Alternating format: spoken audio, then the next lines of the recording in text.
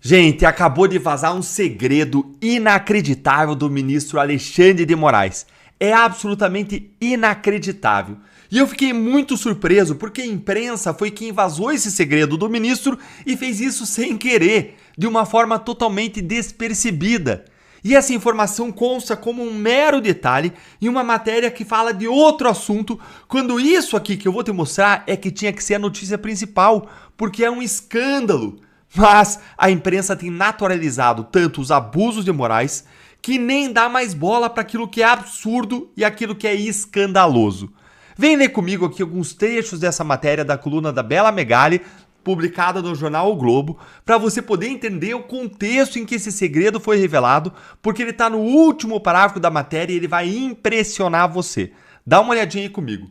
O fator Alexandre de Moraes no mau humor de Bolsonaro com o governador do Rio de Janeiro. Que história que é essa, Deltan?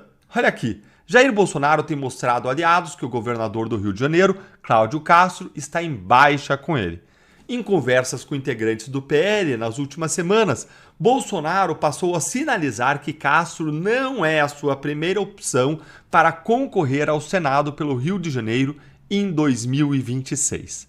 Agora, olha o motivo do mau humor do Bolsonaro, segundo a matéria. Membros do PL afirmam que o mau humor do Bolsonaro com o governador do Rio tem ligação com o ministro do STF, Alexandre de Moraes. Como assim? Olha aí. O ex-presidente acredita que Castro, que tem bom trânsito na corte no STF, teria relação com o fato de Moraes, segundo integrantes do PL, estar estimulando governadores a concorrerem ao Senado em 2026. Vou repetir, olha aqui, ó. O fato de Moraes, segundo integrantes do PL, estar estimulando governadores a concorrerem ao Senado em 2026. Gente, isso aqui é um escândalo. Eu fiz um vídeo aqui no canal sobre isso, porque no dia 9 de março saiu na coluna do Lauro Jardim, que você vê aí na tela, essa informação de que um ministro do STF estaria conversando com governadores para convencê-los a se candidatarem ao Senado e assim impedir que Bolsonaro tenha maioria no Senado no ano que vem, com o objetivo explícito de impedir o seu próprio impeachment. Só que essa outra matéria aí do Lauro Jardim, ela não fala qual seria o nome do ministro que estaria conversando com os governadores.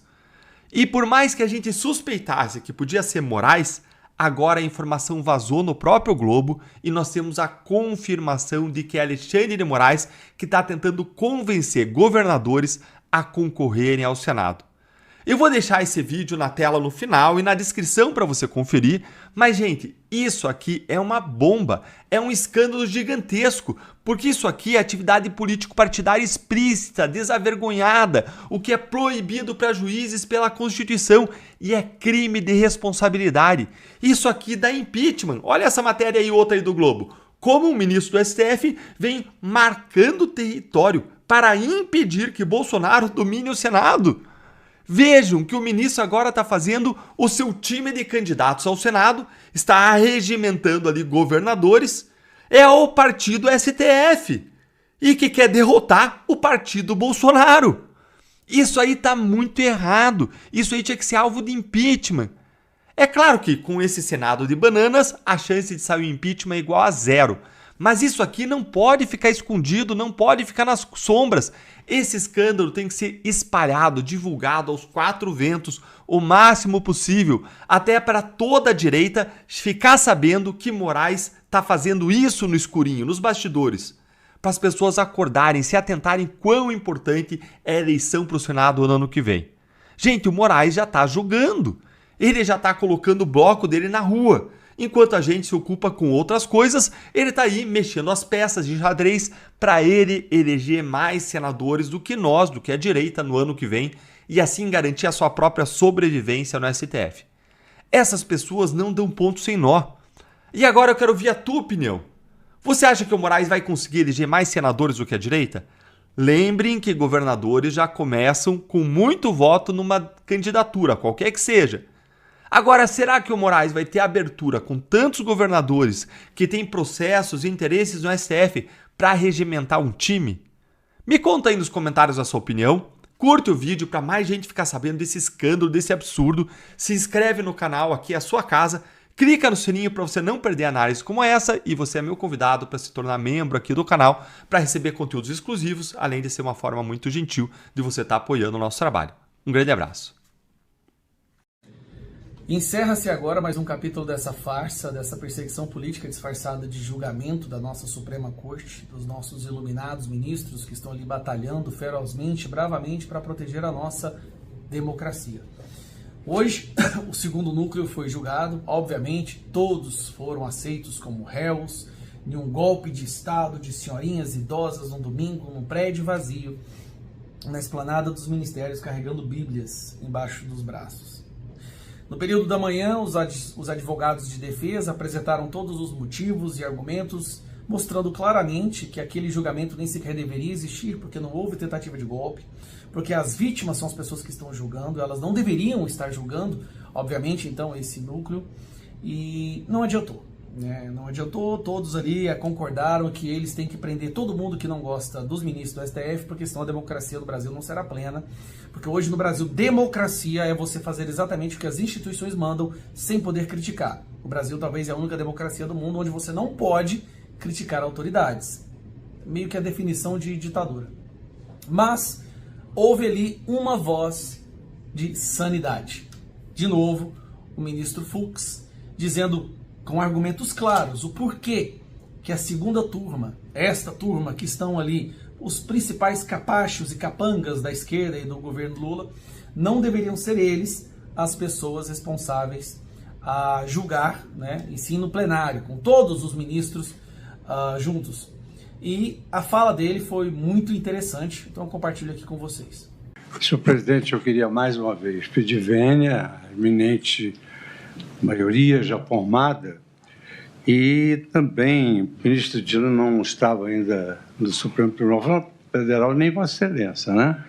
Eu, na qualidade de presidente, a primeira emenda regimental, talvez a única que eu tenha conseguido, que ocorreram incidentes que eu não consegui mais administrar com tranquilidade, foi a época do lockdown e mais outros fatos, incidentes.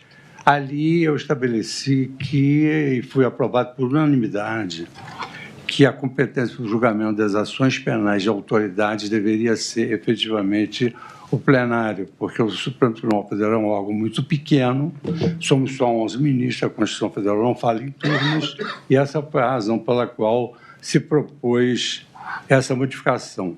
Também essa modificação foi proposta porque havia muita divergência deletéria para a imagem do tribunal entre a primeira turma e a segunda. Havia até umas espécies do folclore que diziam que a primeira turma era de uma maneira, a segunda de outra.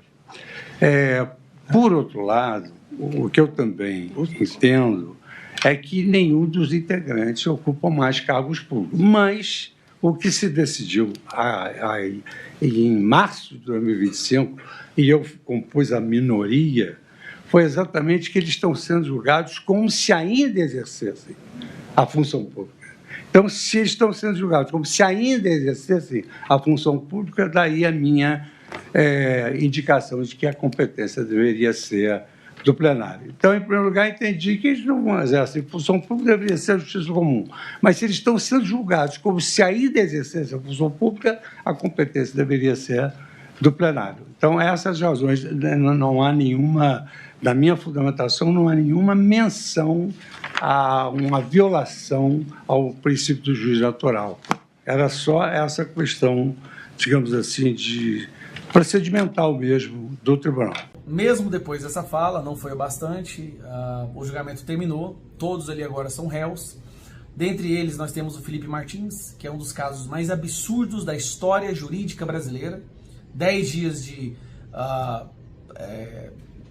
solitária, ficou preso 6 meses, a prisão dele baseado num documento falso, forjado, o que está sendo investigado nos Estados Unidos por ser crime internacional, onde aquelas pessoas responsáveis por isso pagarão um alto preço. Eu acredito realmente que o Felipe Martins se tornou a pedra no sapato. E para piorar tudo isso, Felipe Martins não pôde ser filmado. E se ele fosse filmado, mesmo que por outras pessoas, ele poderia ser preso. Isso nunca se viu na história.